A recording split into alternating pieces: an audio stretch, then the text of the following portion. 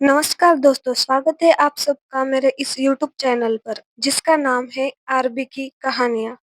और हाँ, आज फिर मैं आप सभी के लिए लाई हूँ एक ऐसी कहानी जो आपको सोचने पर मजबूर कर देगी।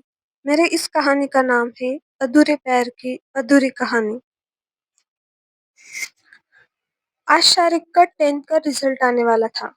शारिक हमारा एकलौता होशियार लड़का था और उसके भविष्य को लेकर हम हमेशा परेशान रहते थे क्योंकि शारिक का ध्यान सिर्फ खेल कूद में रहता था।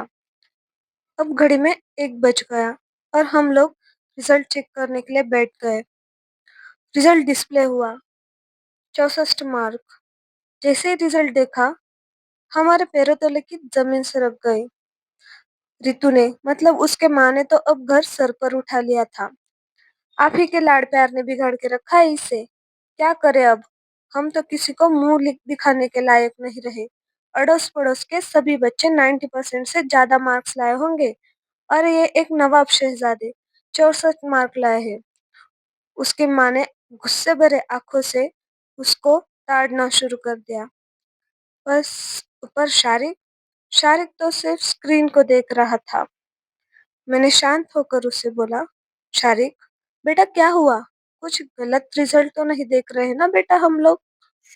शारिक बोला, नहीं पापा। माँ, पापा, मुझे माफ कर दो। ऐसे बोलकर शारिक उठकर अपने बेडरूम में चला गया। उसको माँ मुझे उस वक्त कुछ अजीब सा फील हुआ। सबके साथ हंसकर रहने वाला शारिक आज मुझे ऐसे हालत में नहीं देखा जा रहा था। अब रोने से क्या फायदा? उसकी माँ उसको डांट रही थी, उस पर चिल्ला रही थी। मैंने बोला, अब बस भी करो रिया, वो पहले से परेशान है और तू है कि रुकने का नाम ही नहीं ले रही।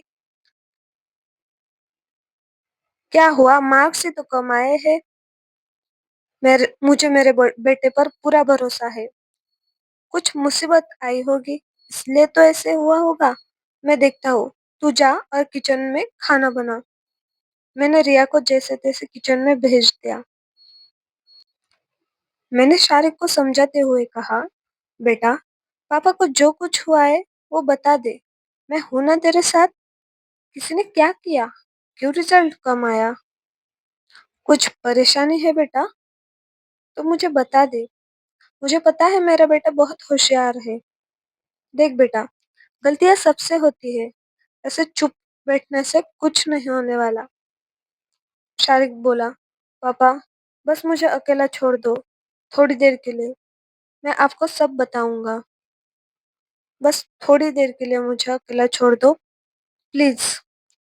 और फिर मैं उसके बेडरूम से उठकर चला गया। दोपहर का टाइम जैसे तैसे बीत गया। घर में किसी ने भी खाना नहीं खाया था। घर में बहुत सन्नाटा, मायूसी छा गई थी, मानो जैसे घर का कोई व्यक्ति चला गया हो भगवान के पास। हाँ, मैंने शारिक को बोला, बेटा चल, हमें कहीं तो जाना है। और फिर मैं और शारिक दोनों निकल पड़े। रास्ते में मैंने आइसक्रीम लिया, वो भी शारिक के पसंद का, और उसे बोला, बेटा, अब तो तू बता सकता है, मैं तेरे माँ जैसा नहीं करूंगा। हाँ बेटा, वही तो। क्या हुआ था मुझे बता। फिर शारिक ने बोलना शुरू कर दिया, पापा, हमारे क्लास में अदिति नाम की लड़की है। मैं उसे बहुत पसंद करता था पापा। फिर पापा, उसी ने मुझे धोखा दे दिया पापा, और उसी की वजह से मैं पेपर पर ध्यान नहीं दे सका। मैं उसके सिवा नहीं जी सकता पापा। मुझे बस वही चाहिए। और शायद उसी के चक्कर में मैं सब खो बैठा। ना वो मेरी हो सकी और ना ही मैं पढ़ाई पे ध्यान दे सका। मुझे कुछ भी समझ में नहीं आ रहा है पापा, मैं क्या करूं? मुझे मर जाने का दिल कर रहा है। आज माँ को देखकर तो मुझे बहुत बहुत बुरा लगा पापा। लोग आप लोग गलत तो नहीं हो सकते। आप लोगों को भी लग रहा होगा कि बाकी बच्चों की तरह मेरा भी रिजल्ट 90% के ऊपर आना चाहिए था, पर मैं करूँ भी क्या पापा? मैं उसके बिना नहीं जी सकता पापा। अब जाके मुझे पूरा मामला समझ में आया था।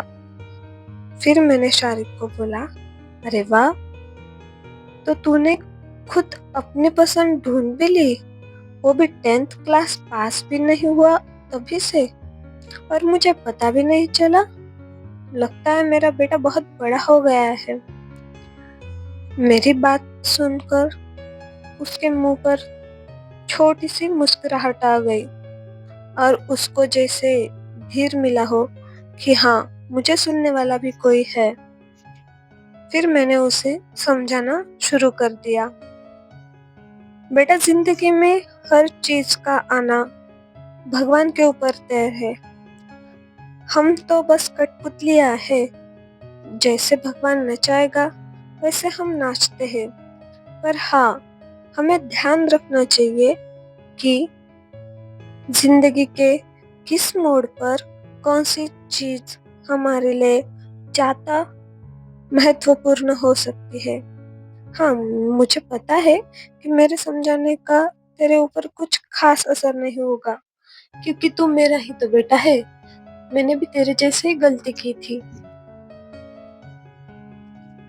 मतलब पापा, आपने भी प्यार किया है?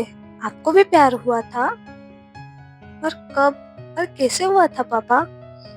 अब वो मुझे सब कुछ पूछने लगा। पापा, मतलब मम्मी जो है वो वही लड़की है जिससे आप प्यार करते थे? उसने प्रश्न के ऊपर प्रश्न पूछना शुरू कर दिया। मैंने बोला, अरे भाई रुको, जरा सब्र तो करो, सब कुछ बताऊंगा मैं। पर हाँ, मेरी एक शर्त है। शर्त? कौन सी शर्त पापा? मेरी शर्त ये है कि मैं जो भी बताऊंगा, लास्ट में जो भी डिसीजन होगा वो तो सोच समझ कर लेगा। और हाँ, वो वही लेगा जो मेरे समझाने के ऊपर डिपेंड होगा। हाँ पापा, डन।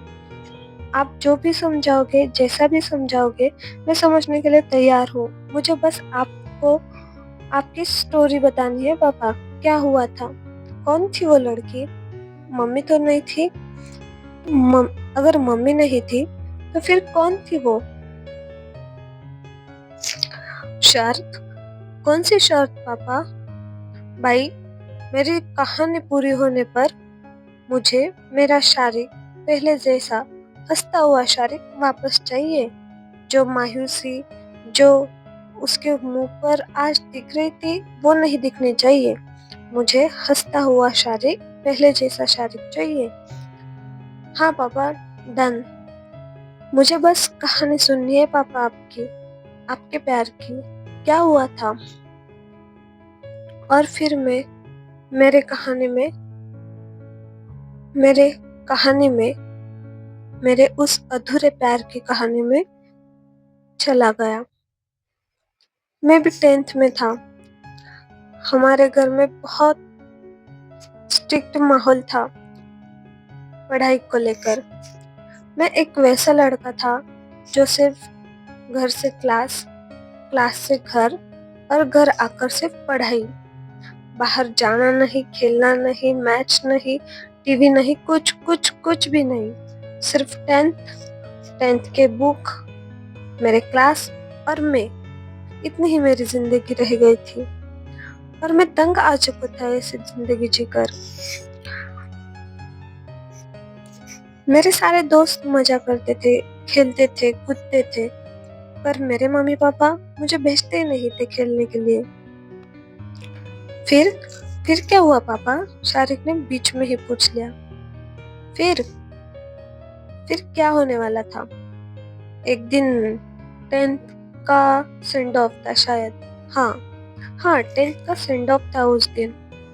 और उसी दिन तय हुआ था कि कल एक ट्रिप जाएगी जो हमारे स्कूल के डेज की लास्ट ट्रिप होगी, और हम सब लोग उस ट्रिप में जाने वाले थे।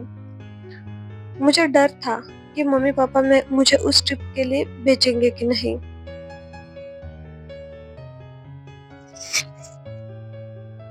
मैंने ठान लिया था कि आज कुछ भी हो जाए पर मुझे ट्रिप में तो जाना ही है क्योंकि मेरे सारे दोस्त जाने वाले थे उस ट्रिप पर। ट्रिप का दिन तय हुआ। मैं घर आया, मम्मी को बोला, मम्मा कुछ भी करो पर मुझे ट्रिप पर जाना है।